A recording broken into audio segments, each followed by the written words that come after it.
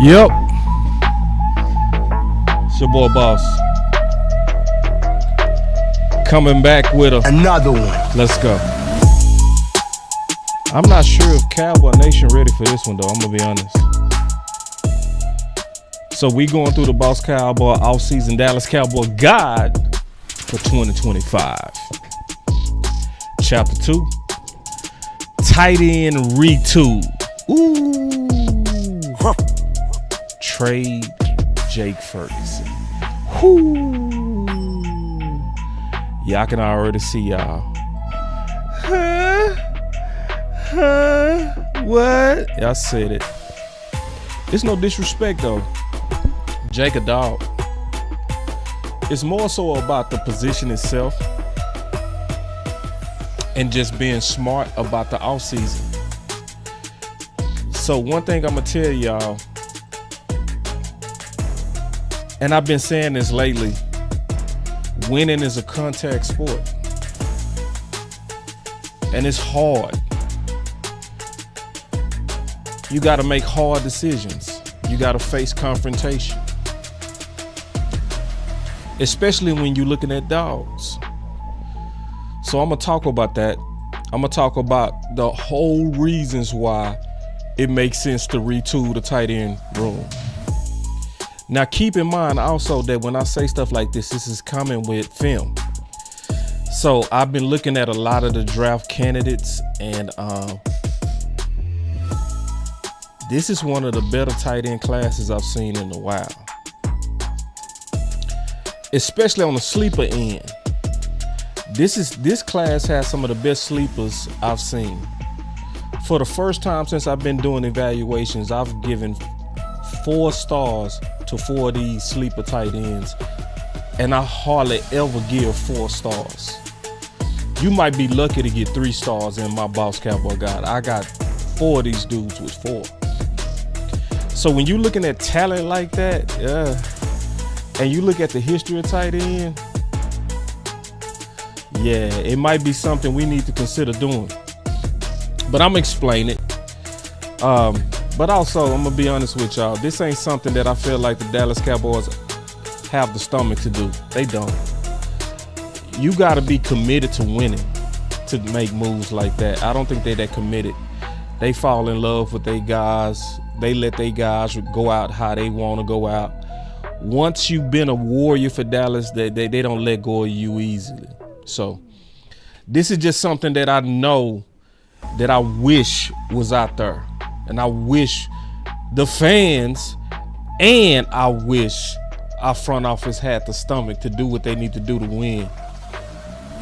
So I'm gonna explain all of that. If anything, this is gonna be educational. This is gonna give y'all my perspective on tight end.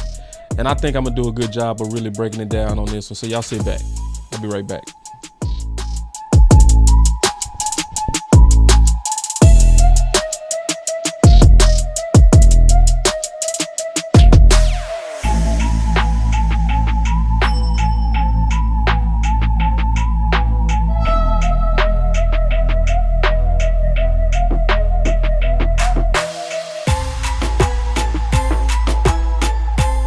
Keystone, I see you working, bro. That boy dropping them sleepers on me. I see you, boy. I see you, Key. Key in the house. Yeah, I'm talking about the tight ends. My boy say finally the tight ends are being addressed. I'm addressing it today, man. Ain't nobody talking about the tight ends. I'm talking about them today. Let's go. Let's go. Let's go. Let's go. I got you. Man. I be giving y'all that GM work, man. I really do. I be giving y'all that GM work, man. I really do. All right, I'm gonna hit them phones today too, man. So I want to get y'all thoughts on this. Don't be scared to call in. I don't bite. Let's go.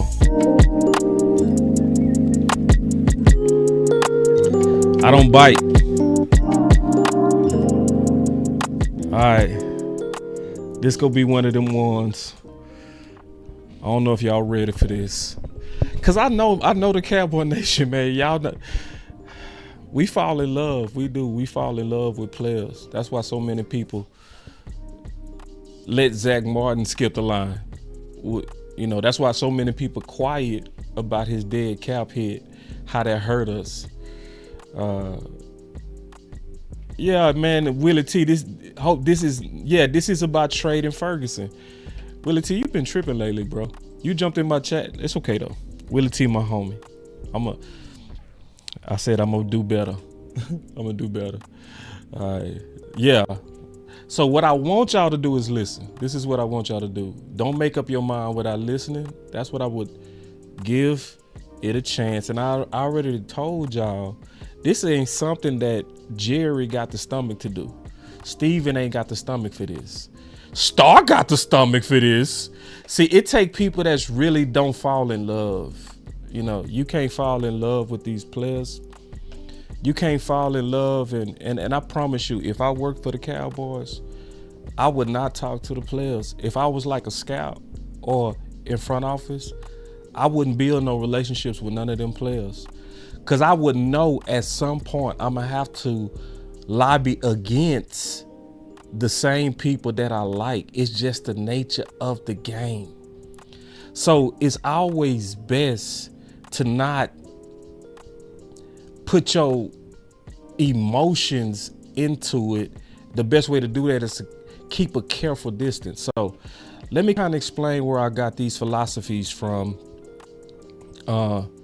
And just because, you know, I really study football, I study team building. One of the people that was credited the most on building teams the right way was Bill Walsh. And I want y'all to listen to his philosophy when it came down to team building. This is hard. A lot of people ain't gonna be ready for this, but it's the truth. So listen. I have not insulted the player. I've not demeaned him or embarrassed him in front of his colleagues. That's all. First thing I want y'all to do is listen to what he said and think about our front office. Think about the first thing that's coming out. Listen close. Listen close. I have not insulted the player. He said, I have not insulted the player.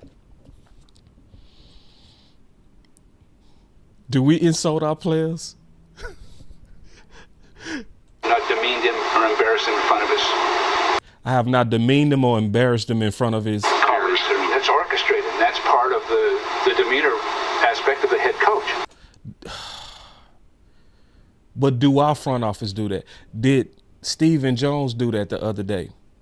When he talked about, hey, you know, when you pay that, you know, that type of money, you have to go draft one of these old quarterbacks. To think of methods that he can get what he wants. Getting ready for the 83 season. Sits down, looks at me and goes, I think you can probably play another 6, 8 years in this league. Only going to play maybe 3 or 4 here.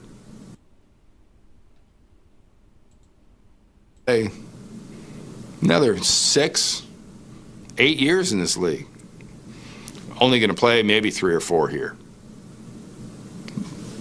I said, excuse me? He says, yeah. He goes, you won't finish your career here. I just want to give you the heads up. He says, because I only want your good years. This Bill Walsh. Now, he had the dignity to actually talk to his players, tell them straight up what his thoughts were. Now, let me ask you a question. Just use your common sense. If you in an organization like that, and you know your coach will tell you straight up, hey, I'll get rid of you. You go play about 6 years, but I only want you about 3 to 4. What that's gonna make you do? Yeah. Edge, she said, I'm selectively crashing out about Ferg. I understand. That's why I say a lot of people not ready for this. That's why I say, and I'm being honest with you, football and winning is a hard contact sport. It's almost ruthless. And it's not saying he's not a good player, but I'm explaining my philosophy. Bill had a philosophy. My players, I want them off my team a year before it's too late. He says, because I only want your good years. Bill had a philosophy. My players, I want them off my team a year before it's too late.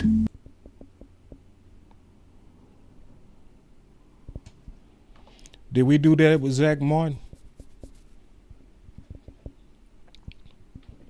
Or did we say, hey, man, you can retire when you want to. Witten, you can retire when you want to. Sean Lee, hey, whenever it's your time, you just let us know. What did we do? What did the fans do? What did Jerry and them do? Nobody left the 49ers through the 80s really, like chipper. Now, remember, they was the champions. They was running the 80s. Just like we ran the 90s, the 49ers ran the 80s. Nobody. You name the name. They left in their minds too early. It's just the nature of Bill. It was difficult, but it was masterful. He pulled me in and said, I don't know if you can make the team this year. Now, this is Dwight Clark. The super catch, Dwight Clark. Cowboy Nation, could you say that to the guy who had the game-winning catch in the Super Bowl? Could you do that? Could you do that, Cowboy Nation? Are you tough enough? And if you do, I want you to take half salary because you won't be playing that much. Now, this is the guy. This is the guy who got the famous game-winning catch. When you hear the way he was thinking about you, it hurts you a little bit. For a couple years after I retired, I was mad at him. He would sort of sever relationship. I know that had to be really hard for him because I know he really cared about people. And it must have been really important to him to win. Oh. Let me rewind that part. I think people missed that. Because I know he really cared about people. And it must have been really important to him to win. See, you can make these type of decisions I'm talking about and care about them. You can talk. Listen, what I'm saying is no disrespect to Ferg. I can care about Ferg and still do what's best for the team.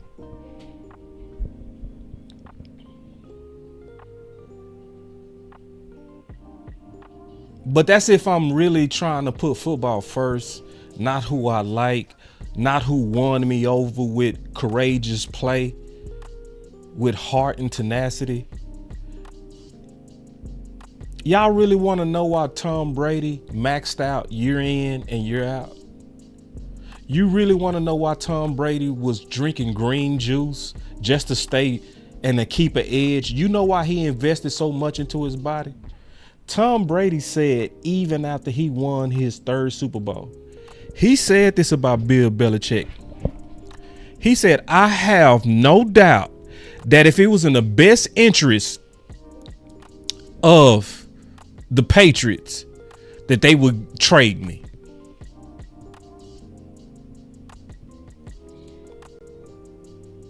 Now, this is the GOAT. The GOAT said after his third Super Bowl, he said, I have no doubt in my mind that if it was in the best interest of the New England Patriots, that they would trade me. So what that made him do is stay on edge every year because he knew Bill never had any favorites. He saw all pros get traded. Yeah. You better go look at New England, especially when they was in their heyday. Man, New England would get rid of downright dogs. You'll be like, they traded him? Yeah. But you think about the people that we hold on to. Let me keep going. Jerry, we grew up. Hold on. That's not the one. Hold on real quick. Being around it and watching him, I realized that his pursuit of greatness was bigger than me. That his pursuit of greatness was bigger than me. that his pursuit of greatness was bigger than me. Who is that? Who is that talking? Now, our fan base, we coddle Witten. We coddle Zach Martin. Can we be honest? Can we be all the way honest? Zach Martin, Witten, Sean Lees, they don't hold a stick to the resume of Montana and Lott. Yeah. And Angie say, boss, do you honestly think, I'm going to go through it. I would not say this unless I did the research, Angie. I would not say this. I'm going to go through the whole research of why I say we need to trade Ferg. I'm going to break it all the way down. I got the whole history on this. It's going to be quick, too. This ain't going to be no long one. But let's think about it. And I'm preparing us because you got to think like this. You got to, if you really about the team, you can't fall in love with anybody.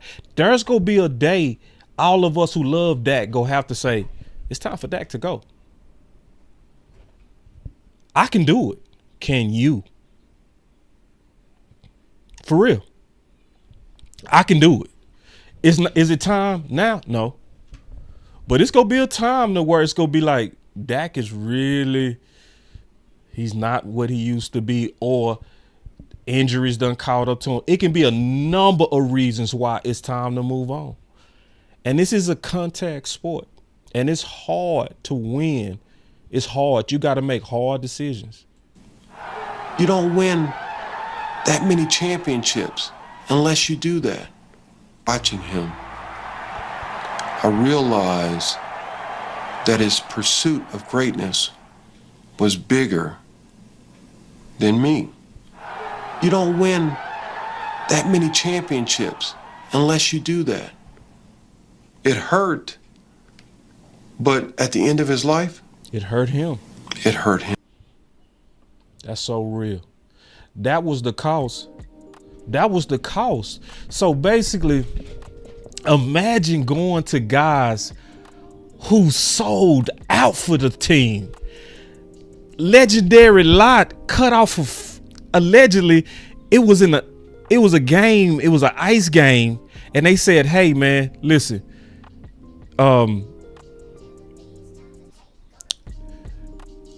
if you get out the game now, we can save your fingers, or you can keep playing, but we'll have to cut your fingers off. The story is, Lott said, cut my fingers off.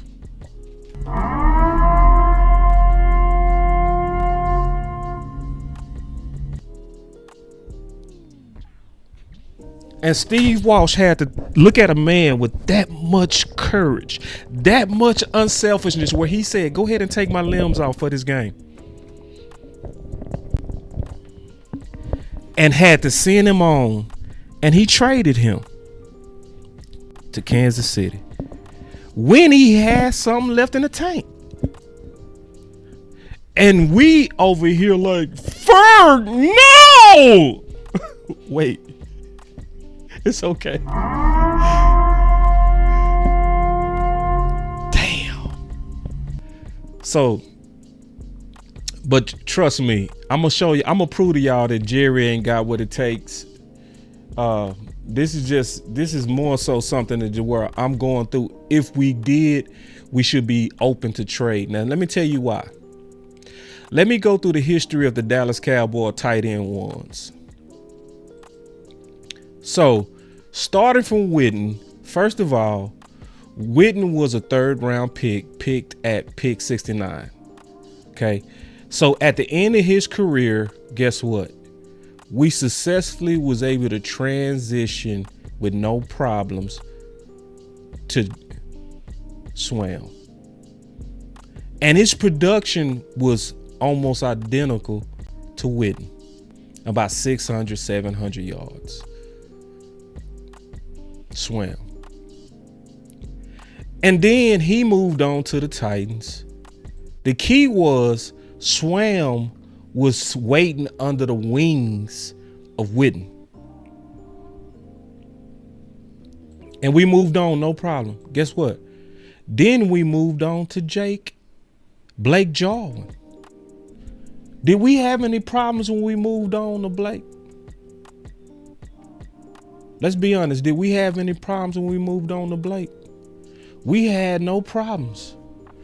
What I'm showing y'all is we successfully 100% of times transition the new tight end one with no problems. Y'all ain't noticed that? We went from Witten to Swam to Jarwin, and we kept going with no problems. Then Jarwin got hurt, remember? And we easily moved on to Dalton Schultz, a 4th rounder, pick 137, Mr. Hot Pocket himself, with no problem. Listen, y'all, if you are successfully... When you want a hot meal without a big deal, what are you gonna pick? Hot Pocket. Like, we, every time, aggressively just move on to the new tight end that's waiting, and we had no problems. Am I lying? Am I lying? We moved right on. What it's saying to me is that we make too big of a deal. And boy say you're high, Ferg is a dog. Y'all said that same thing about Schultz. I remember all the tears on Schultz. Schultz a dog. I remember Jarwin was a dog. Yeah, all these tight ends, man. Listen, y'all. Tight end is a position that I'm gonna go ahead and tell everybody straight up.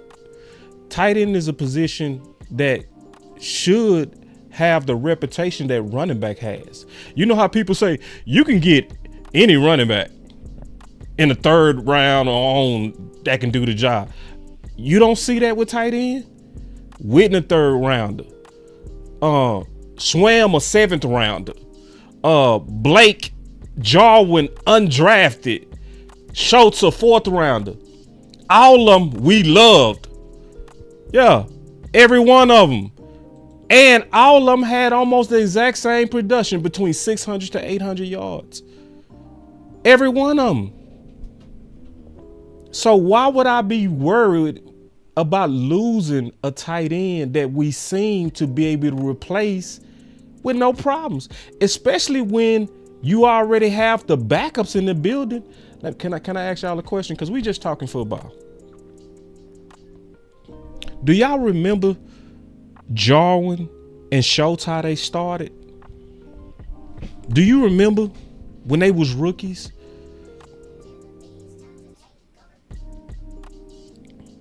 Do you remember?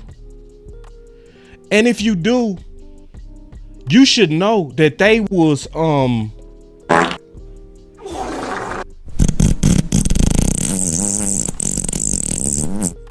Schultz and Jarwin was bad when they first started. I remember I used to do film on them boys. They was horrible.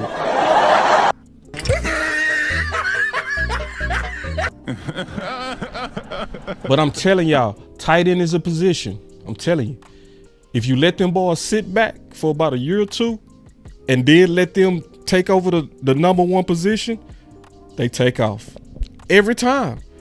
Almost don't matter how bad they started. I hated Schultz. I remember I hated the pick. I thought it was a wasted pick. I had to eat crow. I had a whole show. Oh no, this is not true. You said Schultz was Butterfingers? No. When Schultz got going, Schultz caught everything. Come on now. I know Jake Ferguson, y'all favorite, but we got to be honest, y'all. Come on now. No, he was not no Butterfingers. Schultz was that dude. Hot Pocket used to make it happen now. Like, come on now. I know we like us some Ferg, but man, Hot Pocket was making it happen. When you want a hot meal, come on now. Be honest. Hot Pocket was literally, you ain't gonna see Pocket. Did Pocket drop that? Nope. Pocket caught everything. Y'all gotta be honest now. Come on now. Let's be honest now. Let's just be honest. Yeah. So then we went from Schultz to Ferg. Now Ferg is the one that y'all want to let go. But guess what? He was also a 4th rounder. Like I'm telling y'all, everything they say about running back, oh, you can get one of them. You can go get any one of them in the 3rd, 4th, 5th, 6th. That really truly applies to tight end. I'm being honest. That apply. Look at our tight ends. Just look at our tight ends, right? All our tight ends became very dangerous. I'm talking about every one of them. Every one of our tight ends became very dangerous, but didn't start that way. Witten didn't start that way. Swam didn't start that way, but he became a dog as a 7th rounder. Blake became that way, but he didn't start that way. He was undrafted. Schultz became a dog. Yes, he did. Basically, we got 100% successful transfers to tight end ones. Pretty seamless. So then I'm going to also say this. This is also the trend around the league. Look at this. When was Kelsey drafted?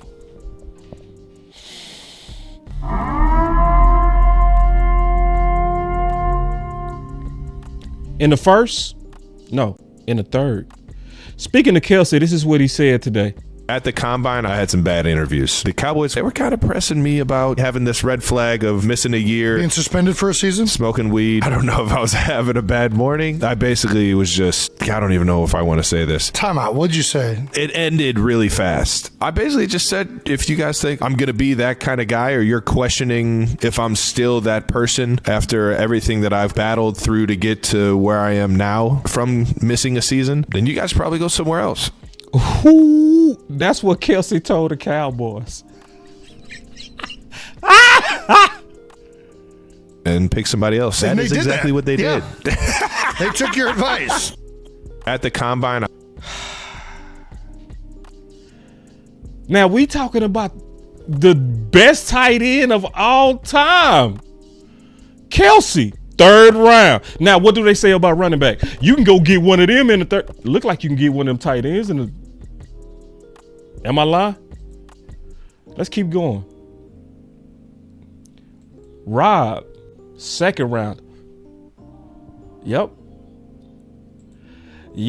I'm talking about the GOATs. Antonio Gates was undrafted. We talking GOATs. Mark Andrews, 3rd round.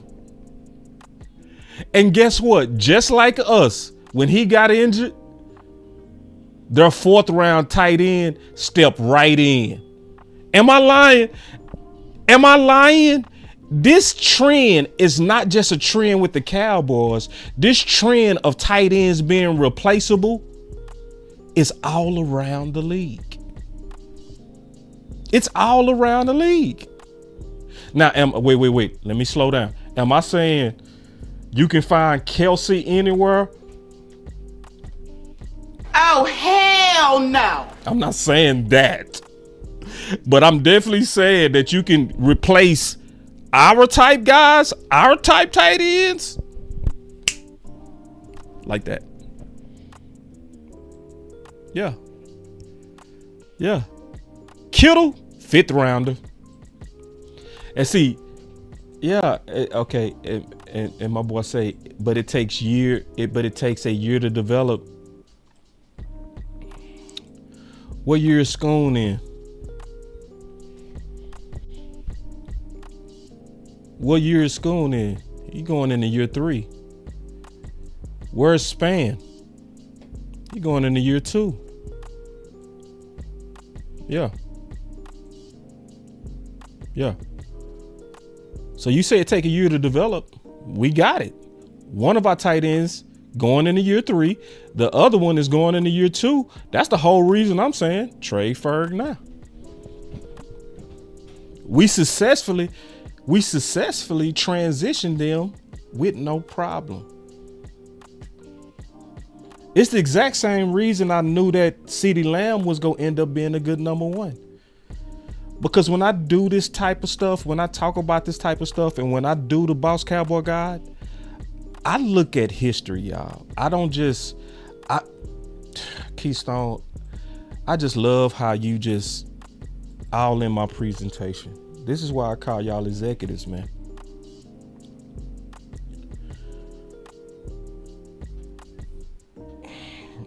This is a good question by Willie T. He said, boss, why trade Ferguson instead of adding Trey Schoonmaker would be better? Now you'll get more value out of Ferguson.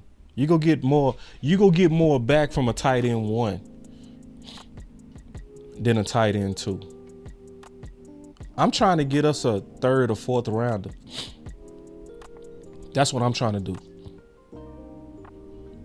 But more importantly, I've done my homework on this draft class. This draft class is, this is a draft class.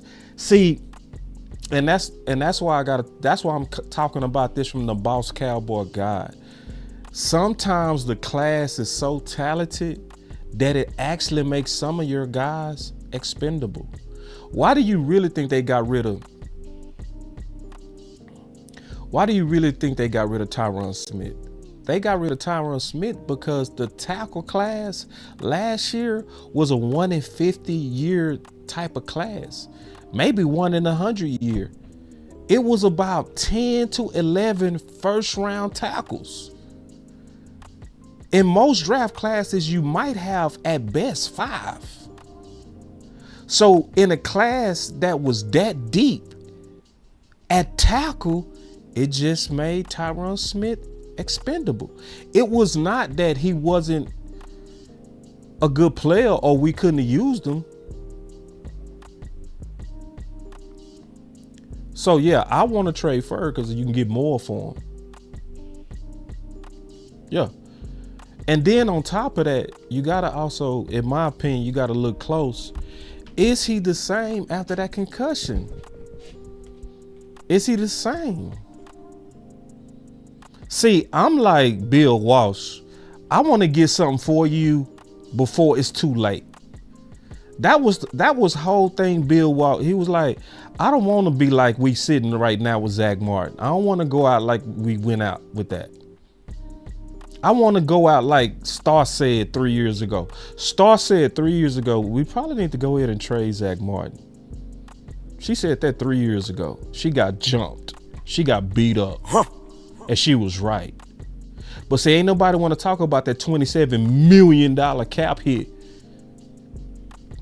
of dead cap for a retired player. Oh, we don't want to talk about that now.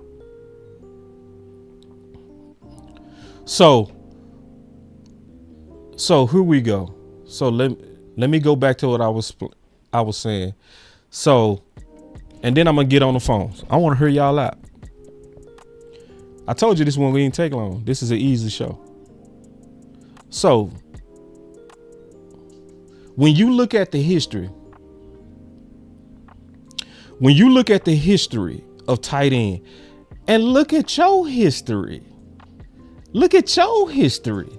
If you look at your own history, it clearly tells you that we have no problems changing out the tight ends. Your own history says that, especially when they've been sitting behind tight end 1 for a year, especially if they've been sitting behind them for 2 years. They step right in. Be honest, y'all. This is where you got to also be honest. Let's be all the way honest. Try not to have no favorite or no pet cats. Try to keep the Cowboys first for a second. Just try that for a moment.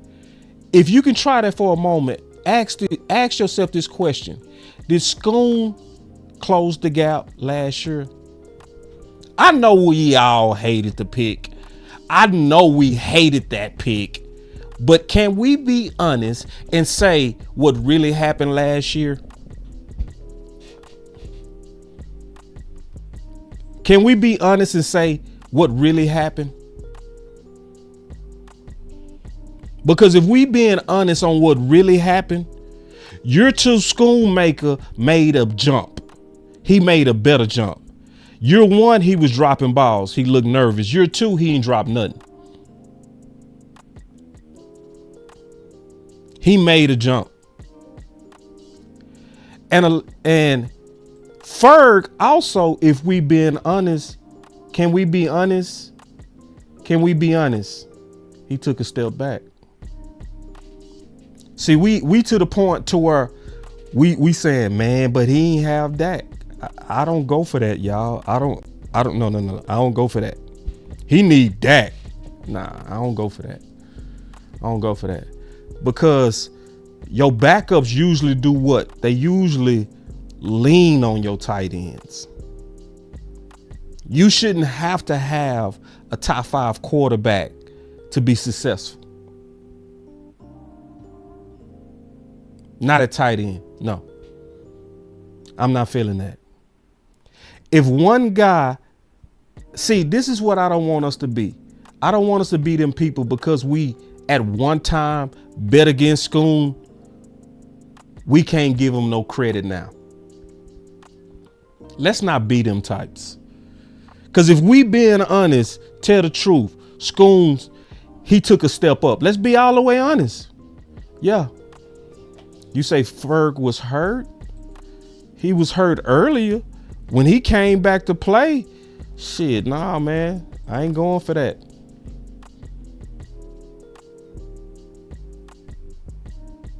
And then you said messed up the athleticism, and we just talking about this. We talking this through. I know a lot of y'all not ready for this conversation because I know people love Ferg, y'all, and that's okay. It's okay to like these players. It's okay. You said Ferg was hurt though, boss. As usual, the Cowboys rushed him back. First of all, how do you know that? But then two, you said plus him adding weight probably messed up. What weight did he add? And then when you say athleticism, you do know Ferg only ran like a 4.7. I think he might have ran a 4.8. Ferg has never been athletic. He's just a good football player.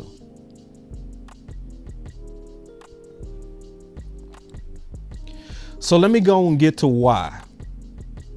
The main reason why. This is not just about getting rid of Ferg.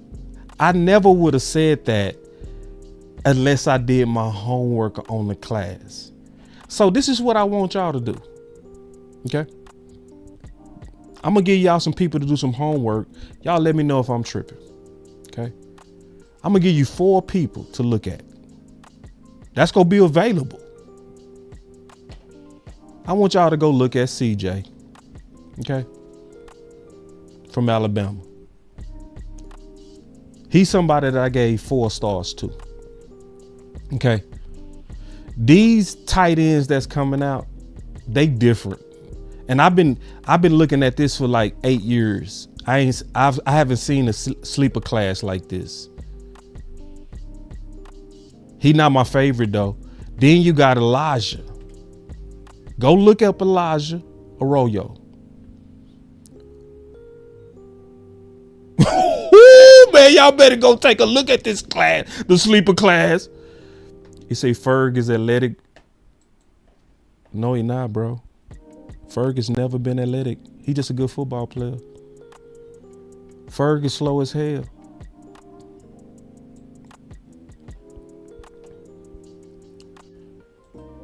So go look up, just go look. Go look up Jackson Hayes from Georgia Tech. Just go look. Go look. I'm giving y'all some homework to do. Write these down. Go look at some film. Come back. Okay. And then my favorite out of them 4, my boy Thomas out of Nebraska. Say, man, y'all better say, man, that boy.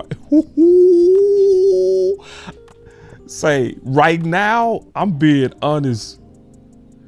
Say, as of right now, I'm not sure. He might be. I'm talking about complete complete. I'm talking about pancaking defensive ends, hurdling boys. I'm saying these boys is playing some real football. And see, keep in mind, I was high on Ferg when he was coming out, when nobody was talking about Ferg. I was high on Ferg. I put Ferg in my top 5 in the Boss Cowboy Guide. It's documented. Nobody had Ferg in their top 5. Nobody had Ferg in their top 5. I had Ferg in my top 5. Sure did. So this is no knock on Ferg. This is just the business of football. In the business of football, if you can, I'm gonna put it like this. Yeah, Keystone, man, I know he in your files. That boy say Arroyo in my files. Yeah, I know he in your files. That boy say, man, listen. I'm gonna talk about Tyler Warren. I got Tyler Warren up in here. I'm gonna talk about Tyler Warren. Yeah. So anyway, yeah. But see, I understand what's going on, and I get it. No, it's documented. It really is. I'm serious. It's documented. No, it's in my book. My book has been on Amazon for years. You can see my ranks. It's all right there. I'm not capping on that. It is documented. It is. So I do get it though. I understand why this gonna be hard for some people to digest. It's hard to digest if you haven't looked at what's available. Me and Lou talked about it today. My boy Lou, we talked about it today. See, I know Lou did his film work because we talked about the tight end class. And he said the exact same thing I said. And he said, boss, I think your better tight ends is in the mid rounds of this. I was like, bro, I see it the same way. Yeah. And my boy with the super chat say, I appreciate the super chat. Let me hit that button for you, bro. Let me hit that button for you.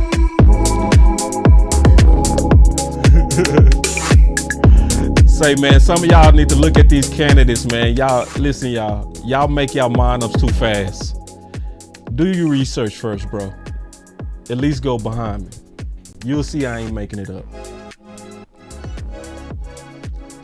Thank you, Angie. See, Angie say, I'ma definitely look into it, boss. That's all I ask. Just look. I ain't making it up. Like when I talk about the Boss Cowboy Guide, that mean I did my research, right? I'm not doing a show on candidates that I barely looked at. Yeah, and so with this super chat, I'm gonna get to this super chat from Joker. He said, Ferg had a knee injury in the season open against the Browns, and at the end of the 2023 season, he talked about adding 10 and 15 pounds to improve his run blocking. I gotta fight you on this one. Yeah, and that's fine, man. You can fight for Ferg, and that's fine. But I'm telling you, from my perspective, I wouldn't sign no tight end. I wouldn't re-sign any of them. They too replaceable. Like, why would you ever sign a tight end when it's obvious that historically you have been able to replace each one? No problem. Why would you put cap resources on that? If you can explain that, I'm listening. But I wouldn't. Maybe you would. I don't see 600, 700 yards as something that I gotta protect. I don't see it like that. I don't see, if all these tight ends, all of them getting 600 to 800 yards, why am I protecting them? I saw people trying to protect Schultz. Like, man, you gotta sign Schultz. I was like, no, you don't. I was telling people then, Ferg go be fine. Before he stepped in for Schultz, I was the main one saying, bro, go ahead and leave. Let Schultz leave. Let him go.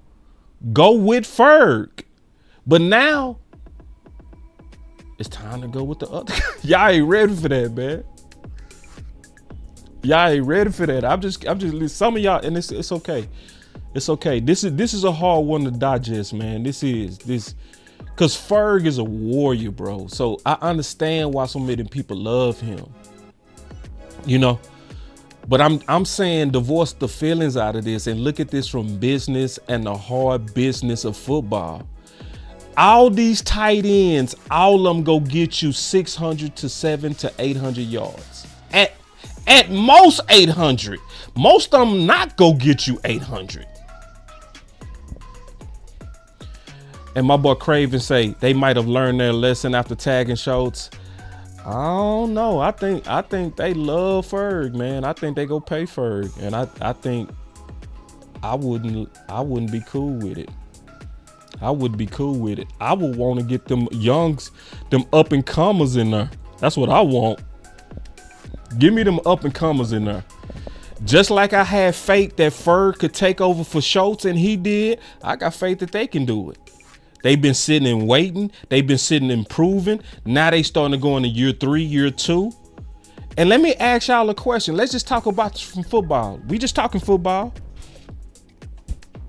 Who had a better year 1 and year 2?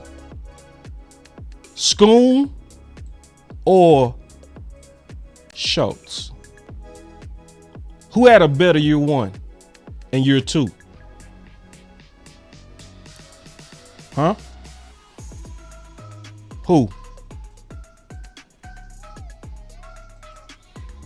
Man, my boy dropped a $20 super chat, bro. That's what I'm talking about. I told you I'd be giving y'all that GM work, man. And we ain't gotta all agree on this, but at least y'all know I'm thinking through it, man. My boy dropped $20. He said, boss, for years you've been saying to take your emotions out and stop falling in love with these players. In my opinion, anyone can be replaced when you take your feelings out of it. Exactly. And that's all I'm saying. And see, the people that's keeping it real, they saying Schoonmaker is basically tracking faster than Schultz. So let's just use our imagination. So my boy Game Bomber, he keeping it real. He say Schoon had a better year 1 and year 2 than Schultz. So did Jerome. He said the same thing. So if you liked how Schultz turned out, we can't use our imagination and say Schoon is tracking to be just as good or better. Does that take a lot of creative imagination? No, it don't. If you can honestly say, which all of us can, that Schoon is tracking better and faster than Schultz, then why can't we imagine him potentially being a number 1 tight end? And James, I think you said it best. I was trying to find a way to say it. You said it the way I'm thinking. You said it. You perfectly said it, James. My tight end room will be a revolving door unless you special. I can't say it no better than that. That's the best way I heard it said. And you can't. That's exactly what I'm trying to say right there, James. Until you show me like you can go 800 plus as a weapon, I'm gonna keep revolving that door.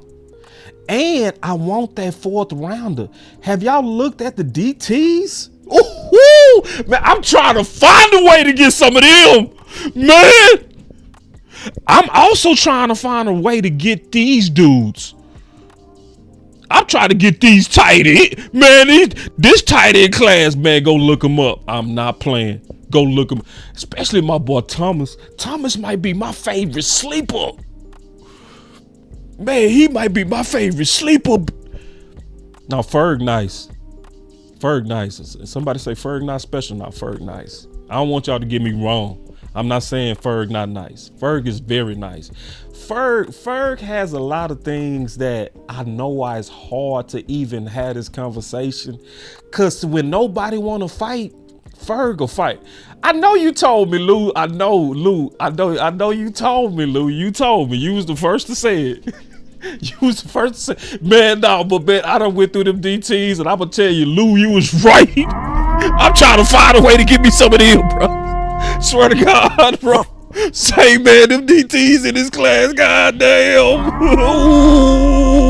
I'm like, trade.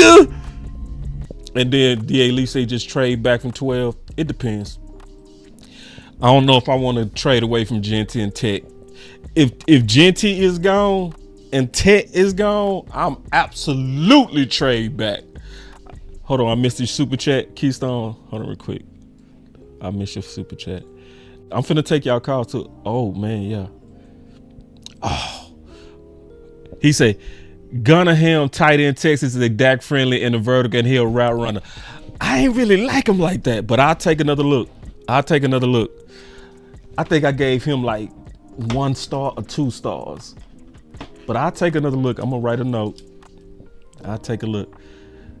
Keystone, what game did you look at if you remember? Because I might have looked at the wrong game. You know how that go. You know what I'm saying? You know what I mean, Keystone. What game you look at that'll really open my eyes up to that route running you saying? Because I ain't see him like that. But I will go take a look, I promise you. And that don't mean you wrong. That don't mean I'm right. I need to go look. That boy say I like him. Lose take. I can't wait till we start this draft contest. We go all be doing some good stuff. Yeah, man, that DT class, bro. I'm trying to give me some of them. All right, so I told y'all I was gonna talk about my boy next, Tyler Warren, right? Because I heard y'all say Tyler Warren.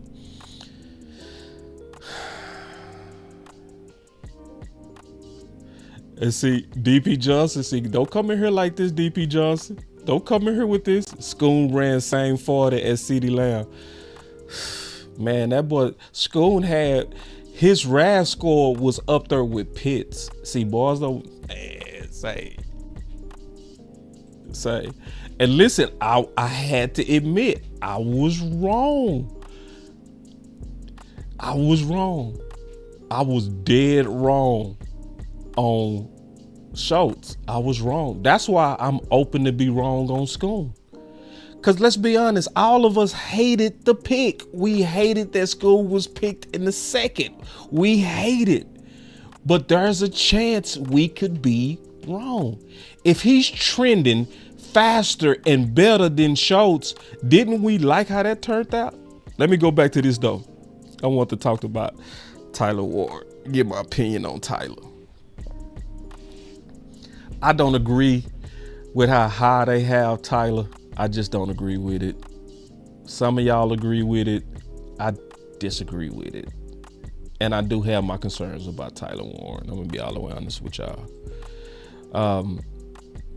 Tyler Warren is, though, a very special football player, okay? He reminds me of a white, big CeeDee Lamb. What I mean by that is he just plays some damn good football. But I don't agree that he should ever be considered a top 12. No. I don't see that in Tyler Warren. No. I see a bottom of the first, top of the second. I don't see a top 15 in Tyler Warren.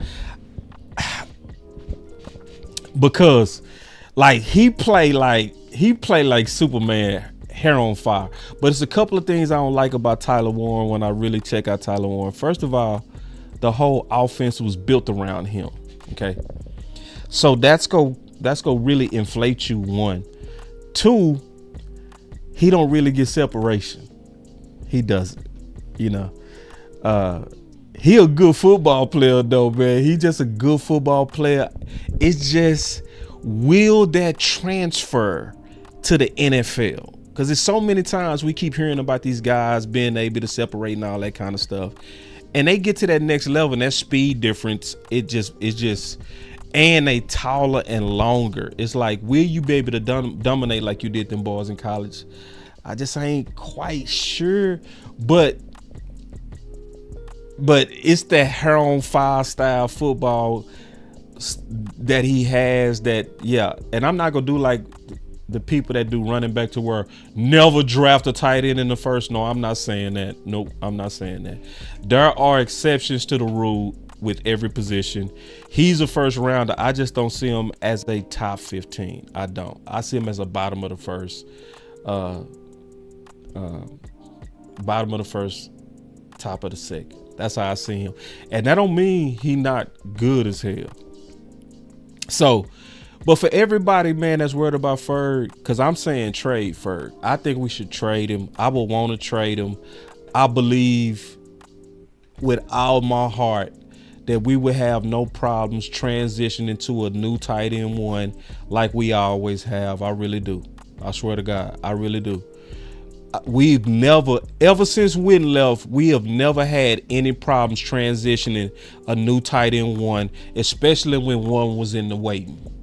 Whenever there was a tight end waiting, they always stepped up. That has never been the case to where they didn't step up. Just like when Amari had to go away, CD had to step up, and he did. But what helped him was what? He was waiting. He was being groomed. He got all his butterflies out. He got all the jitters out. He got all of that out. So when he was finally given the mantle of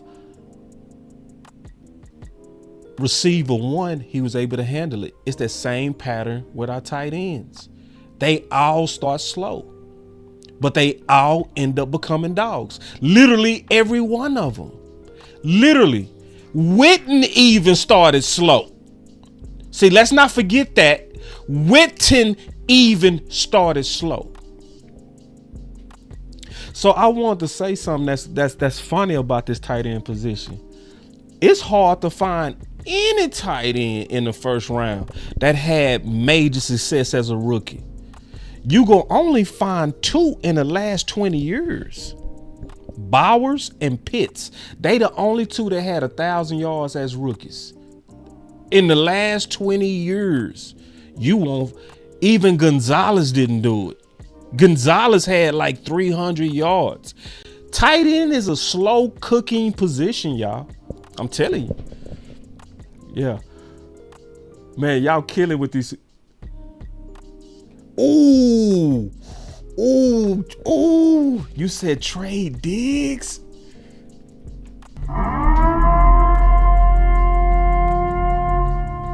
I don't want to trade Diggs. I don't want to trade Diggs. I don't. I'm going to tell you why I don't want to trade Diggs. Because I feel like when Diggs is healthy, he's a true corner one. We don't have a corner one. I don't think Bland is a corner one. I think Bland is a corner two. Like, what's old boy from Washington? I can't trade Diggs. To me, but I like you thinking though. I like that you thinking. And see, I like that you're not in love with no players. I like the conversation. These are the type of conversations we got to be willing to talk about. And I love that, Angie. Like, there is nobody we should, cause see, we so cool with having a conversation of trade Micah. Now we need to have this conversation about Diggs, which Angie doing. We need to have this conversation about Ferguson. Because to me, when I look at this draft class, it's like, say, man, to me, the money in this draft class is round 2 and round 3. That's, to me, where you can team build. For real. I'm like D.A. Lee. I'm almost like just move out of 12, period. Like, it's so much at round 2, round 3. I'm like, say, man, I'm cool with moving out of that. So this the last thing I'm going to play for y'all. And then I'm going to take some phone calls. For anybody that's worried about Jake Ferguson, I'm going to tell you right now, this idea that I'm putting out there likely is not going to happen because honestly, Jerry doesn't have the heart to do it. So I showed y'all Bill Walsh. Okay. I showed y'all Bill Walsh. My boy CFT in the building, OG, man. I caught my boy live today. See, that's why I hate that my boy CFT always go ahead of me because I'm always prepping for the show when he live. So I don't usually see him, but I finished early today prepping. So I was able to catch my boy CFT, man. It's a good dude. But see, Jerry ain't got the heart for this. Let me show y'all. Jerry, we grew up on this upcoming game on Sunday. This is Madden and Summerall and Steve Young and Jerry Rice and Irvin and Haley. So he was talking about the matchup between San Fran and the Dallas Cowboys. And Dion, when we say the name, the team, the San Francisco 49ers, what immediately jumps to your mind? I remember sitting out in the stands, and at a 49er game in San Francisco. And when I could, I would take in a NFL game. And I was sitting as a fan in 1987. Might have been a latter part of 80. It might have been a latter part of 87 or 88. Watching the 49ers play, had my shirt off. Man, listen to that Jerry, man. Young Jerry out there swagging. Jerry said, had my shirt off. I was sitting there as a fan. Can y'all imagine Jerry at a game with his shirt off? Professional ass Jerry. Can you? Jerry said, I had my shirt off, showing my man breasts, showing my chest. 49ers play. Had my shirt off, sitting there, and just enjoying it as a fan, but enjoying it as a wannabe. Did I hear? Is that the OC? OC. Hold on. I thought I heard somebody laugh. More involved in the NFL. I remember. That boy said I was sitting there as a wannabe. Boy, y'all better listen to Jerry. A great friend of Bill Walsh's taking me out to see in '88, a year before I bought the Cowboys. And he took me out to see Bill, and Bill spent all afternoon, not an hour. He must have spent 4 or 5 hours. Now, remember I played that Bill clip at the beginning of the show, how he would tell everybody, listen, y'all, you got about 6 years, but you gonna only play for me 4. He told every one of them that. Now listen to Jerry. With me going over nuances of pro football. That was before I ever really knew that the Dallas Cowboys were going to be for sale, but I wanted to be involved so bad.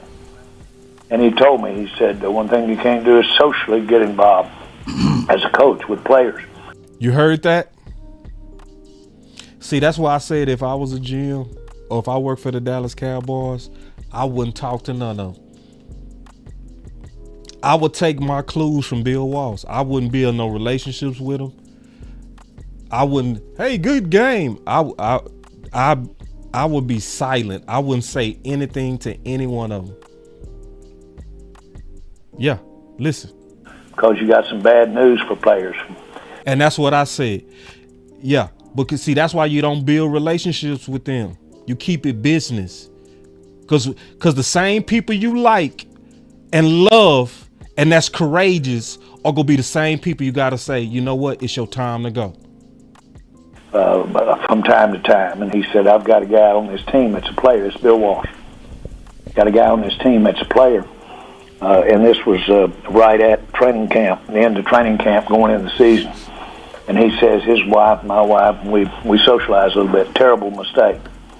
Because every time I see him in the hallway here at training camp, he looks me right in the eye hard because he's on the bubble.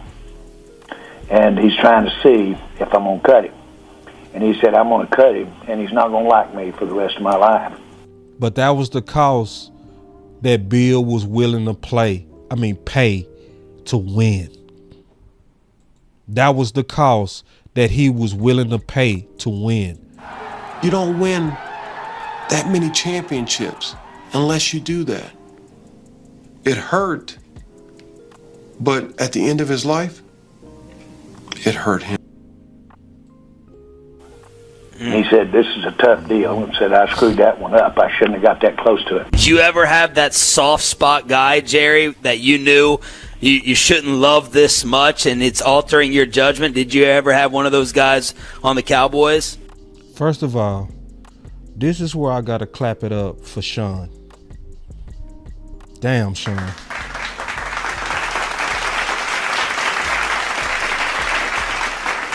I'm talking about the follow-up of the decade. The perfect follow-up question. Sean, man, that was a professional, perfect question. That soft spot guy, Jerry, that you knew you shouldn't love this much and it's altering your judgment? Did you ever have one of those guys on the Cowboys? Yes, and more than once by a long shot. Oh, shit.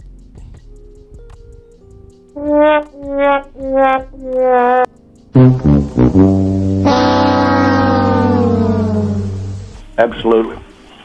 It's hard to.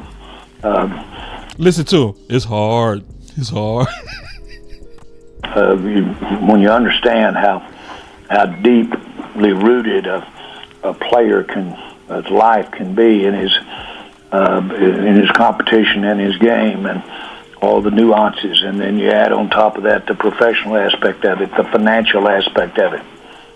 I mean, hell, yes, it's tough stuff, and that's why I say winning is a contact sport. Everybody not built for it. I'm telling you, everybody can't. Do you know what kind of G you have to be if you build like? You think about all them legendary games that San Fran had, and Bill still had to look Montana in his face and say, "It's time for you to go." I know you missing some fingers off your hand for this team, but it's time for you to go. Clark, I know you made the dopest catch, but it's time for you to go. Do you know how committed you got to be to do that? Does that mean some of these players aren't great? No, it don't. It just, the business of football is hard, and everybody ain't got the stomach for it, bruh. It's the same. Not that anybody's got the world's smallest violin and singing the blues, or athletes. You shouldn't have that. They're tremendously fortunate, but they put it together. They put together some God gifts, but they put it with a lot of forbearance. They put it. You see how he going on and on why it's hard? You see? It tells you that Jerry, that's the good part of Jerry, to be honest, that plays him. See, that's a good thing that he's doing, but it's bad for football. Like, nobody should be mad at Jerry having loyalty to Witten or Zach Martin or Ferg, or because these guys they was tough as hell. So I'm not mad at you, Jerry, but I also have to be honest and say you're not tough enough to be relentless. Yeah, LVE too, to where it's like the cutthroat part, because honestly it's not cutthroat. Because is it really cutthroat? Because every one of these guys, they already the most privileged people in the world. You are already privileged to have earned a lottery ticket. Like, every one of them players had the chance to have millions go through their account. So you really not cutthroat.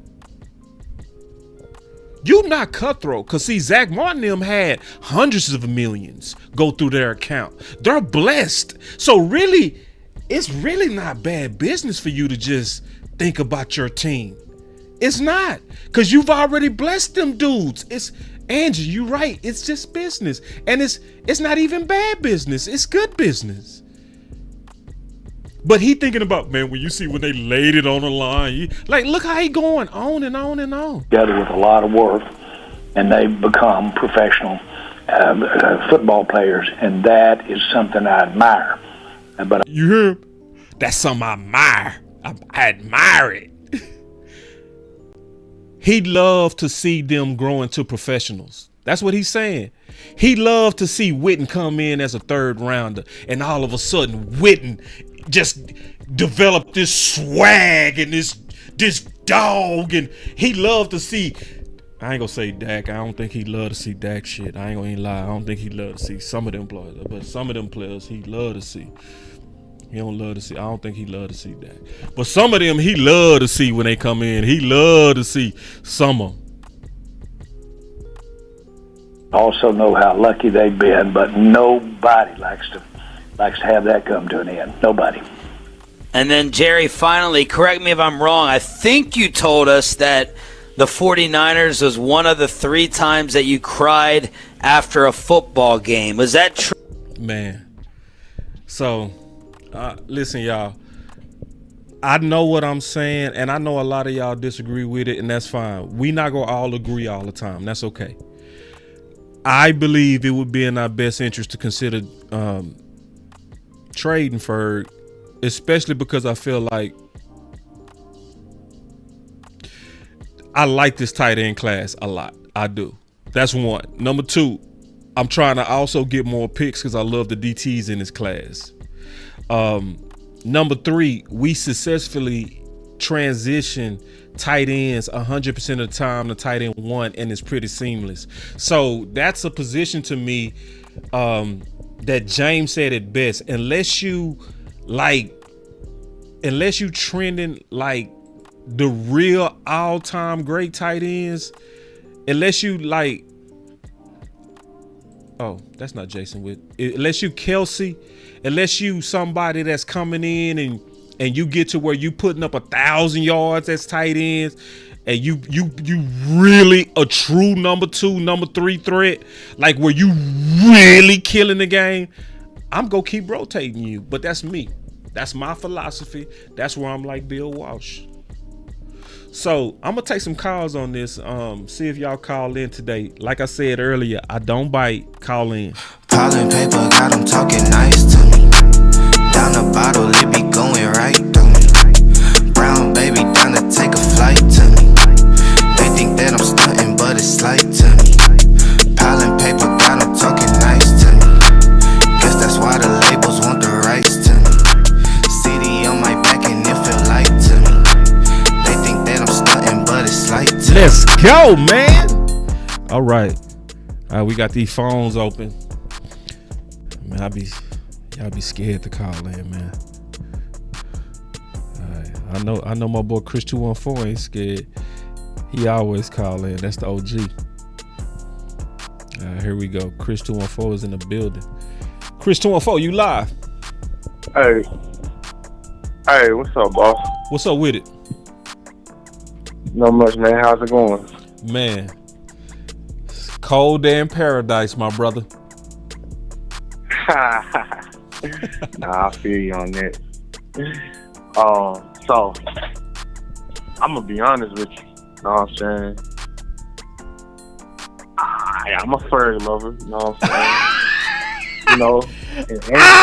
saying? You know, my dogs have a fur lover. Hey. I love it. Dog, like that's my dog. You know what I'm saying? Like I just like the type of player that he is. He a dog. However, you know what I'm saying? I heard your case, and I do agree. If you have a chance to upgrade that position, do it. As much as I love Ferg, and I do love him, like he's one of my favorite players. As much as I love him, he probably my favorite. Have an opportunity. Yeah. Huh? Yeah, he probably my favorite. He top 3 on the squad for me. Like favorite. Yeah. Like a G, man. Come on, Ferg is a G, bro. Like Ferg, like he the type of dude. Hey, we finna go into this bar. If anything go down, Ferg gonna throw a whole table at somebody. Yeah, that's exactly who he is. He that dude that if you're in a bar fight, you want to be with Ferg. I swear to God, that's who you. If you in a war and they shooting and y'all outnumbered, you want to be with Ferg. I swear to God. Yep. Yeah. No, facts. And, you know, and that is true, you know, because sometimes as fans, we do fall in love with players, and it do make us blind to the fact, like, damn, well, he did all of this on this year, and, you know, and in reality, if we just thinking about business, I'm like, okay, yeah, he's still good, but he may have a good value. You got this young pup that's going to come out of Iowa. By the way, I heard Iowa is tight end of university. It is. I don't know if it's a tight end. It is. Yeah. Like, yes, it is. Who coming out in Iowa? I forgot him. I forgot his name right now. But now I looked at that tight end too. Let me see. Let me look at my notes real quick. Yeah. But keep talking. Old boy who played with Detroit, I think he came out of ours. He did. Hey, what's his name? Bro? Like, damn, what's that dude's name from Sam Laporta. Detroit. Laporta. Yeah. Laporta, nice, bro. Nice as I hell. like Laporta. And see, this is why people got to trust me on tight end. I had Laporta as my number 2 tight end in that class. Nobody else had him number 2. I really should have had him number 1. Like, I be hitting when I hit on these tight ends, I hit, bro. I swear to God. And I didn't miss on Bowers either. Yeah. I had Bowers up there. Yeah. That's the one I was like, yeah, he really that guy. You know what I'm saying? But yeah. Nah, it's just business, bro. So before I get off the phone, so boss, are you saying like you absolutely not trying to look for a free agent tight end? I'm not. Like, that's just out the question. I'm gonna take a look at the free agency class, but I didn't because I feel like we got guys in the building, you know, that's younger, that's cheaper, that's also developing, and I think they'll step up. And you know, and I'm not trying to honestly pay no money for no tight ends, to be honest, bro. I feel like you should, just like James say, rotate them tight ends. So in my opinion, when your tight end is where Ferg is, year 3, year 4, you should already have his backup ready to go, like we do right now. To be honest, to me, that's how I would cycle them. That's how I would cycle them. So let's say when Schoon hit year 4, and let's say if he tight end 1, it's gonna be span time. You feel me? And I'm already, and that's why I want to draft a replacement now, because I feel like this class is more special than any one of these guys that we've drafted. So it's almost like I'm looking towards the future, but I'm also taking care of now as well. Nah, bro, like that's how you do it, man. Like, that's business. And before I get off the phone, again, I do love Ferg, but I am open to the fact if you can get something better, take it. Yeah. I do want to make that point. Take it. And, yeah. Because these DTs are, they special, bro. It's some position groups. They so special, bro. I want us to double dip. Really? Oh yeah. Wait till I talk about DT. I'ma likely do that with Lou. Me and Lou go talk about that. Me and Lou go do a show on that, because Lou the one that helped me to these DTs. Whoo, he wasn't lying, bro. I swear to God. Lou was like, boss. I remember when he said it too. He was not lying, bro. Lou telling the truth. Say, listen, because see, by the time I got through 10 of them, I was like, man, Lou tripping. Shit. Man, I kept looking. I was like, bro, this class special, bro. I'ma tease my DEI deal like I teased this one. I don't want us to go big name D shoes. I want us to go, listen. I want us to go some good shoes, but I want us to draft and develop, bro. I want us to do the Philly plan, where you go get some veterans, like some Band-Aid veterans, some Band-Aid veterans while you waiting on Jordan Davis and Carter to develop. That's what I would want us to do. Yeah. That's exactly what I would want us to do. I don't want us to go like, I know boys gonna get mad at me, but like Jonathan, I'm cool. I would take like a Hankins, bro. Give me some good quality Band-Aids that's gonna hold up, and get the young guys in here, bro, because they special. And they the type that's gonna be, by year 3, they gonna be nasty. But I want a vet to kind of, show them the ropes, that type of thing. But good call, Chris 204. You'll pass up on Allen? I would pass up on Allen, bro. Allen, get your old ass out of here. I feel you. I do. That's just me, though. I do. This me team building, bro. I want the young dudes. I do. And I'm gonna give y'all some names. Listen, we gonna probably give y'all the names and the field. Me and Lou gonna likely give you. Lou, chill out, man. Lou, Man, Lou, quit acting like that, bro. Every day I did it, you gonna be right, bro. That happens, bro. Like Lou laughing, bro. Why you laughing, Hey, bro? tell Lou to call in, man. Like I want to hear a fight, boss. Nah, I ain't trying to wanna fight hear a Lou. fight. We gonna fight on something else. We gonna fight on something, but I guarantee me and Lou gonna fight. But Lou be laughing though. But yeah, Lou was right. See, I don't mind saying when you was right. You was very right. Shit. Man, this DT class, man, Alec can kick rocks. My boy T-Church said, I'll fight that boss. I'm cool on Jonathan Allen, man. I'm cool. You know, nah, I'm cool. Y'all can have Jonathan Allen. I'm cool on that. Give me the young dude and give me some quality shoes. But let me take these other calls, bro. We gonna have some fights. This is gonna be some good fights this year. All right, that was Chris. Oh, hold on. I just hung up somebody. Damn, my bad. I hung up somebody. I don't know who I hung up. All right. So we got the good hoodie. You live. We got us a power crew.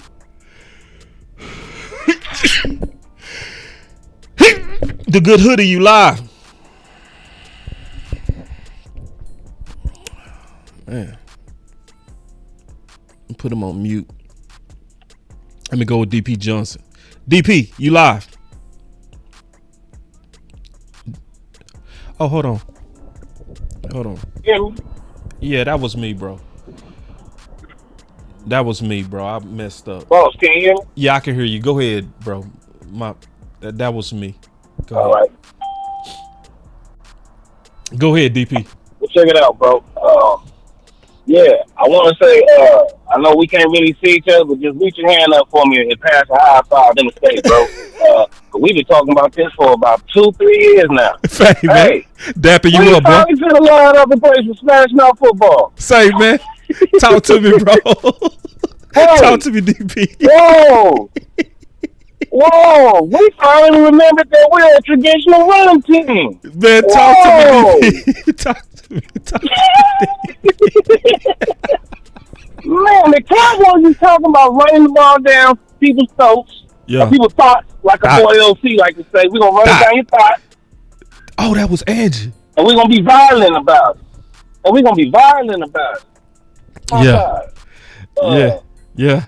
But check this out. I'm on excited. The tight end thing, bro, I swear to God, I know our birthday, we're dead apart, bro. You think just like me. Tight end, come on, bro. Like, I started saying it 3 years before Whitten retired the first time. Because he had stopped being close to 1,000 yards, 800 yards. He was just a 700-yard tight end. Yeah, 600. Yep. The two tight ends that replaced him did similar numbers. He came back. It actually went down. And we've managed to always have a starting tight end who's got between 600 to 800 yards year after year after year after year. Yep. Why? Because we got a guy named Louis Wells. That's right. Ooh, that's right. And guess what? We just re-signed him again. That's right. So guess what? If for no other reason, I love Ferg. I keep telling everybody, Ferg is a gorilla. Y'all call him a dog, Ferg is a gorilla. Know what I mean? He only run a 4.8, so he ain't finna just blow past nobody. He fights for everything. Right. And that's what we love about it. That being said, players who have to fight for every inch on the field, and they're on offense, which means they're the ones getting hit, they tend to break down after a while. That's right. So why not go ahead and get something while he's still hot and let this little train keep running behind him? Like, I love you, first, but if somebody offers me a 4, you got to go. Man, that's what I say, bro. I want that fourth. Shit, And that's just team building. That's just team building, man. It's just team building, because let's be honest, it's more fair to Bird. Because if not, guess who they're going to be talking with? They're going to be discussing whether or not they're going to put a franchise tag on next summer. Oh, Lord. Ugh. I'm sick of these franchise tags, Me too, bro. That is the laziest tool for roster management left in the game, and we the only team that talk about it every year. We better not tag also.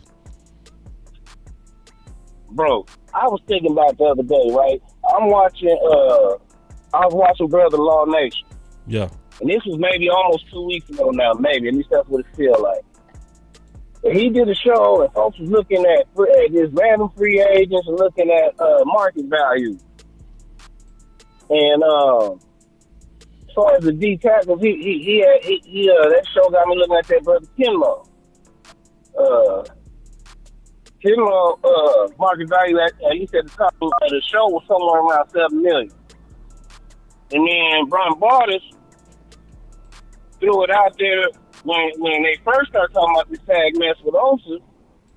Jets defensive tackle, James, whatever his name is, numbers damn near right there side by side with Osa is pretty similar and all this shit, but he only had $12 million.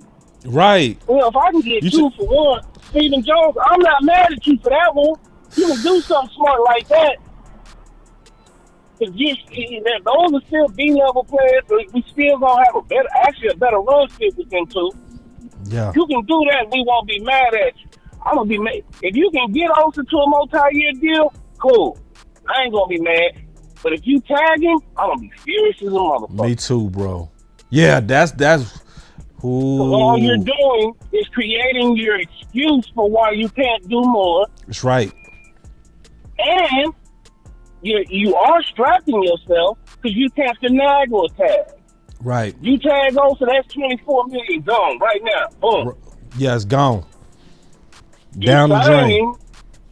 You give him a big bonus and you get prorated so that you only got to pay him $1 million over the season because you're going to give him a check in the summertime. Right. Right. Man, exactly. Nah, I feel you, man. Like I feel, bro, like, I feel Williams, man. Like me and the OC debated that, and the OC won that debate. Like at first, I was like, Osa might be better, but then when you look at the snap counts and you look at Williams and his production with the limited snap counts, it clearly shows that if he would have got the opportunity, it would have been, better than the Osa. And if he costs less, Jerry, you can't just fall in love with your guys, but he does. Yeah, it's that. And then here's the other thing, boss. Who we just signed to coach in the defensive tackle one? You say what now? Hold on real quick.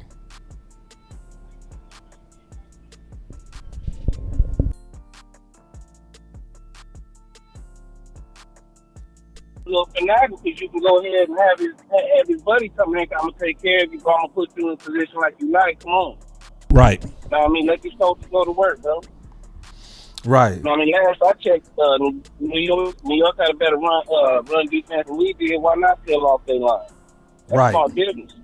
Yeah, it's about business, man. And so, I'm feeling like they getting ready to do more of the same. They finna do this our guys BS. And we should go crazy, bro. We got, if they tag Osa, bro, we gotta blow Twitter up. We gotta blow Twitter up. I'm a loser because, boss, if you look at any of these sites that show the market value, you know what I mean, for these players, there are way too many players of good caliber. Way less. That are going to come available this year, that they might not be big names, but I'm talking about these are good caliber players who have market values at or below $14 million. Way less, yeah. You know what I mean? Yeah. All if you do your work now and pick up that phone right away, we can pull it off. We can flip this roster. But if we gonna sit around and wait, man, let's see OTAs and mini camps, and let's wait till after the draft and all that, it's gonna be the same thing. We're gonna have everybody's leftovers to pick from. Yep. Selectively aggressive. I'm sorry, like I was real proud of y'all last night for calling them out. Selectively aggressive is the same old bullshit we dressed. Yeah. Like, y'all gotta at least come up with a family member with some swag, bro. Like, Steven is so easy to read. He's so boring and frustrated. Like, I'm sick of that dude, bro. Yeah. Maybe Jones need to sit his ass. The conference has been locked. Yeah, he making it hard. Breathing all hard like we don't know you lying. Getting all these long, deep breaths. Man, dog, Steven, man, like Ooh, I can't believe you. he doing really this. showing that he want to do, like, especially when he dodged that tag question on Osa. It's like, bro, we know you want to tag Osa, bro. Like, why don't you really just No, call the funny part around, was bro? how he avoided saying cap. It was just funny watching him dance around saying cap, but he's still talking the same shit. What he say? We got limited resources. That's what he called it now. Right. Yeah. He stopped saying cap. Now he calling it limited resources. Yeah, Same you got thing. the same limited resources the whole league got, sir. Right. And then what's worse is you got, like, he was pocket washing Philly, but Philly saying they finna do what they got to do to try to get Miles. You see the difference? Man, let me tell you something, bro. We over here like we like our guys. They over there like, bro, we gonna do what we gotta do. And they just won the Super Bowl and they still talking more aggressive than us. That's a damn shame. That don't make no sense, dude.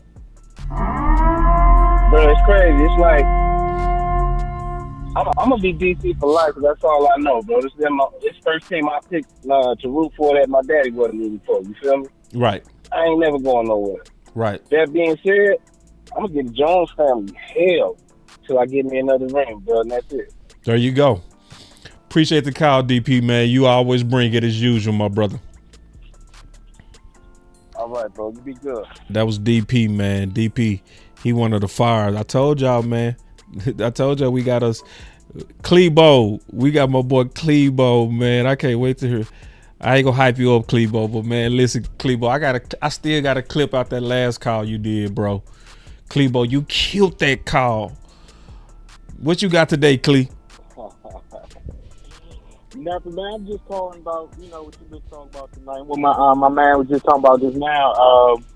Man, that our guys, man, that's gonna be the death of us, bro. I agree. Stephen Jones, he be saying stuff, but he don't keep that same energy when it's for like he'll say he don't indulge in free agency because he feel like people be overpaying. You know what I'm saying, for free agents, which is true. The first couple of days, people be overpaying, but he be doing it for his own players. Like, that's killing us, bro. That's right. Like my man was just saying, why sign Oster for 2023 when you can get two quality defensive tackles for the same price? That's right. But because they're not our guys, that's not even a thought process for him, bro. Right. You know what I'm saying? So, but nah, when you said I killed that last call, I just was looking up on Twitter right quick. I see Michael Parsons posted one of the things I said about him and Reggie White being the only two people in NFL history that's had 12-plus sacks in their first 4 seasons. And so I was like, dang, when I just seen that, I was like, dang.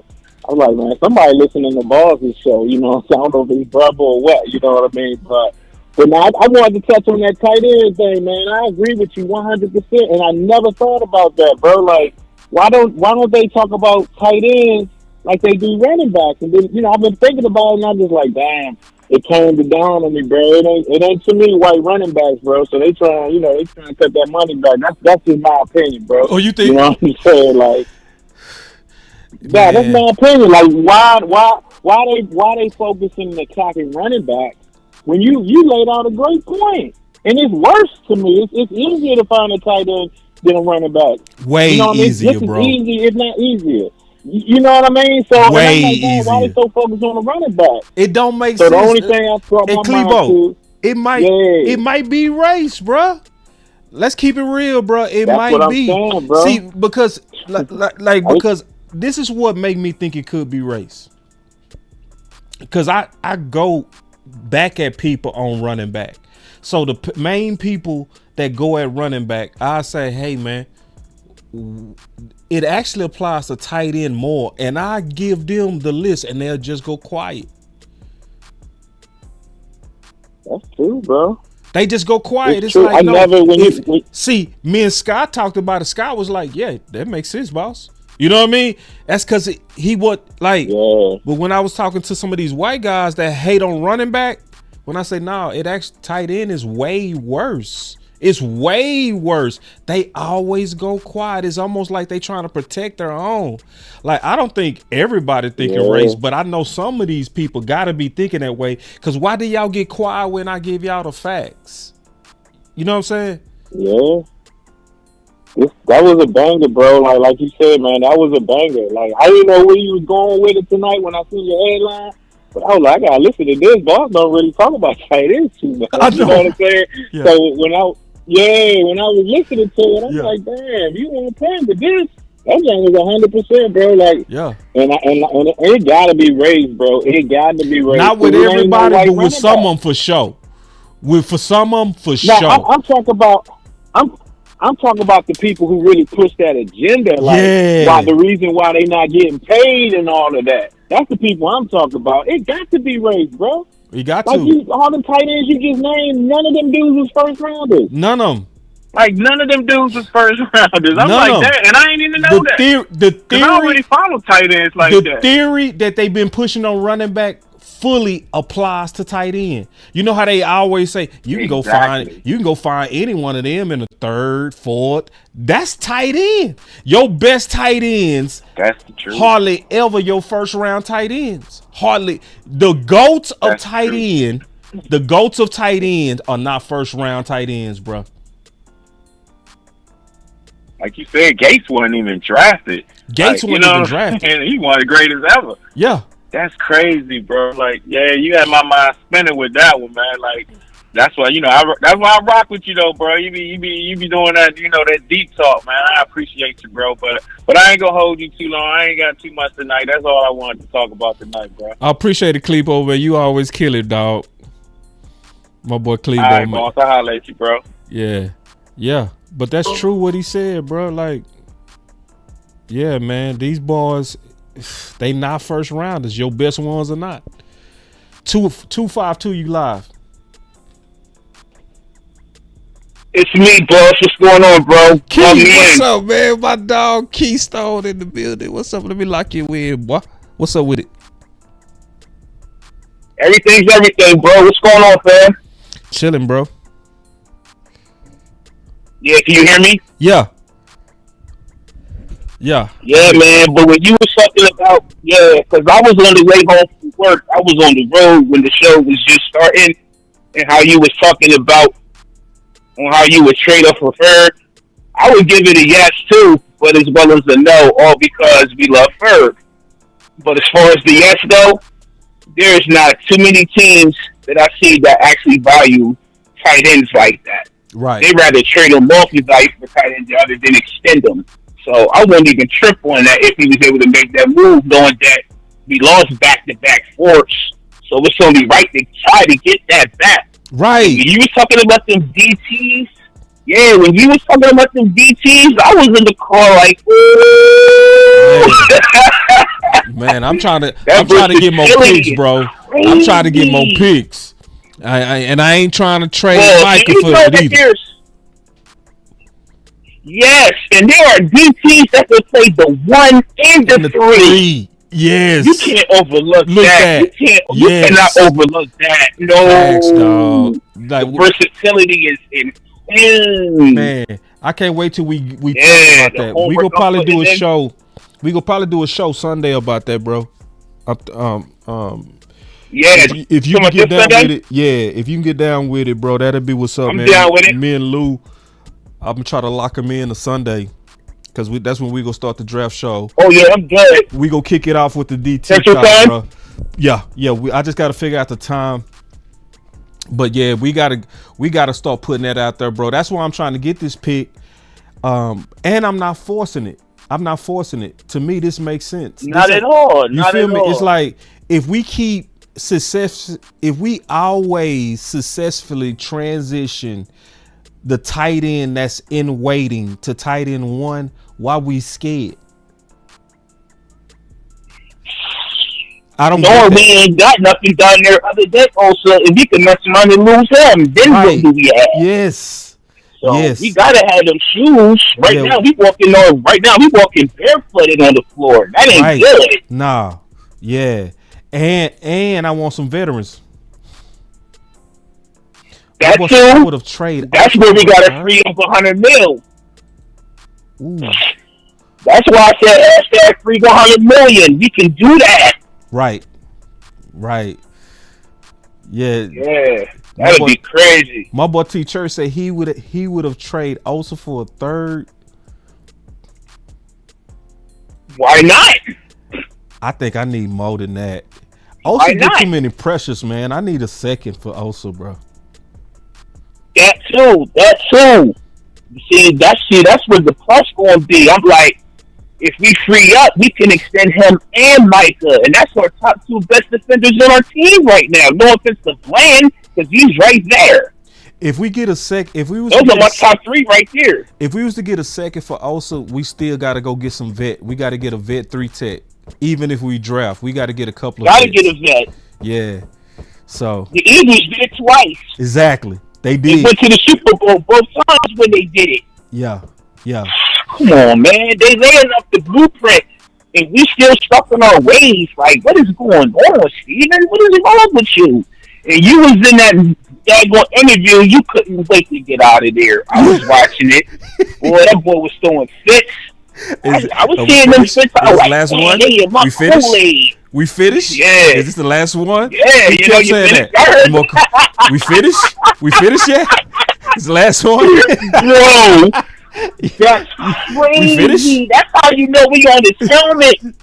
Yeah. We on his helmet. Stay on his helmet. He feeling that Don't let him breathe. He feeling that he smother that pork chop. No, he feeling that smother that pork chop. Yeah, smother a cowboy. Yes. That's real talk. But man, I can't wait, man. We gonna have us a good year this year. We gonna have us a good year this year, Keystone, man. We need you, bro. And we gonna be looking forward to the you already know. Come on now.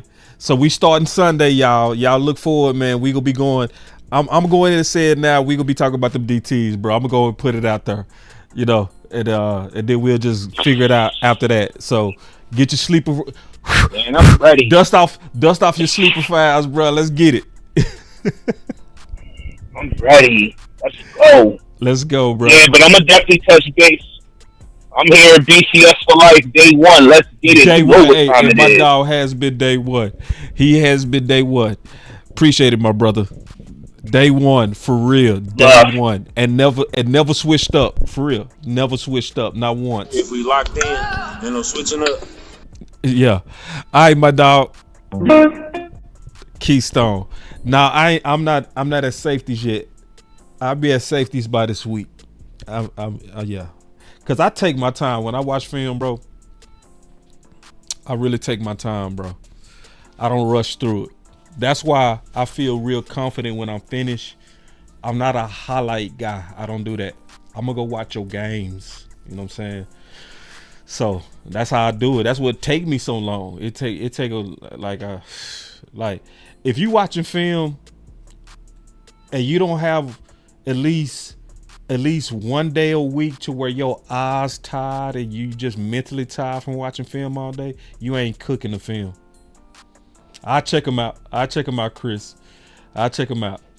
Yeah, if you really watching the film, it got to be at least 1 day out the week to where you just walking away like, whoo, I've been crashing on the film. That's what I'm doing right now with you guys, man. Is I'm really putting in a lot of work, man, because when we talk about the Boss Cowboy God, I'm always serious about that. I'm always serious about real strategies that can put us in a good position based on what's going on with free agency or the draft. So sometimes I'm gonna say some things that's gonna be controversial. Like, I know a lot of people don't want to hear that today, but I really do believe that. And I also respect the pushback. I respect all the pushback that came from the chat. Let's just make sure that the pushback is not out of emotion, out of loving Ferg or him being a favorite. Are we truly putting our emotions down? Are we really looking at this soberly? Or are we looking at this like Jerry, where he was in his emotions and he kept talking about the emotional side? True with the loss on the road? Yeah, all the nuances, and then you add on top of that the professional aspect of it, the financial aspect of it. I mean, hell yes, it's tough stuff, and it's the same. Are we talking like Not that? that anybody's. Are we talking like that? Or are we really just looking at it like this? I have not insulted the player. I've not demeaned him or embarrassed him in front of his colleagues. That's orchestrated, and that's part of the demeanor aspect of the head coach. To think of methods that he can get what he wants. Getting ready for the 83 season. Sits down, looks at me and goes, I think you can probably play another 6, 8 years in this league. Only going to play maybe 3 or 4 here. I said, excuse me? He says, yeah. He goes, you won't finish your career here. I just want to give you the heads up. He says, because I only want your good years. Bill had a philosophy. My players, I want them off my team a year before it's too late. Nobody left the 49ers through the 80s really, like chipper. Nobody. You name the name, they left in their minds too early. It's just the nature of Bill. It was difficult, but it was masterful. He pulled me in and said, I don't know if you can make the team this year. And if you do, I want you to take half salary because you won't be playing that much. When you hear the way he was thinking about you, it hurts you a little bit. For a couple years after I retired, I was mad at him. He would sort of sever relationship. I know that had to be really hard for him because I know he really cared about people. And it must have been really important to him to win. Being around it and watching him, I realized that his pursuit of greatness was bigger than me. You don't win that many championships unless you do that. It hurt, but at the end of his life, it hurt him. Boss Cowboy Sports, where your voice matters. Look, moving too bossy, we don't tread softly, but not flossy, the streets done taught me, moving too bossy, we don't tread softly, but not flossy, the streets done taught me, I'm just trying to get my nigga paid. We came from Section 8, and I knew I was at since the 2nd grade. Man, I swear my time is coming, cause I'm never late. Came from broken homes and broken dreams to getting paid. Look, dollar bill, listen close, this is not a drill. Niggas hungry trying to get a meal. I've been in light, who gon' pay a bill? I've been in action, been in traction, surplus with niggas lacking, shining light but still be blacking, red lights will stop the action, green to go, even when it's slow. Higher heights to balance out the lows. Can't ride the wave cause you ain't got a boat.